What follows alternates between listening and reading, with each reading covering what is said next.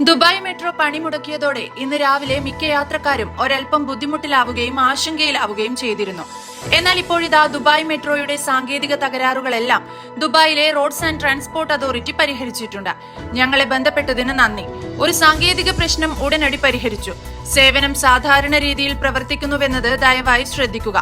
നിങ്ങൾക്കുണ്ടായ അസൗകര്യത്തിന് ക്ഷമാപണം ചോദിക്കുന്നുവെന്ന് പറഞ്ഞുകൊണ്ടാണ് മെട്രോയുടെ സാങ്കേതിക തകരാർ പരിഹരിച്ചതായി RTA എക്സിലെ പോസ്റ്റിലൂടെ അറിയിച്ചത്. ചൊവ്വാഴ്ച രാവിലെ ദുബായ് മെട്രോ സർവീസിനെ ബാധിച്ച ഒരു പ്രശ്നം RTA അറിയിക്കാൻ യാത്രക്കാർ സോഷ്യൽ മീഡിയയിൽ എത്തിയിരുന്നു. സാങ്കേതിക തകരാർ കാരണം UAE എക്സ്ചേഞ്ച് സ്റ്റേഷനിലേക്ക് പോവുകയായിരുന്ന ട്രെയിൻ അൽ ഖൈൽ സ്റ്റേഷനിൽ അവസാനിപ്പിക്കുകയായിരുന്നു. ഇതോടെ നിരവധി പേരാണ് യാത്ര ചെയ്യാനാകാതെ മെട്രോ സ്റ്റേഷനിൽ കുടുങ്ങിയത്. ബുർജ്മാൻ സ്റ്റേഷനിൽ ഉൾപ്പെടെ ആളുകളുടെ തിരക്ക് കാരണം അടച്ചിടുകയും ചെയ്തിരുന്നു.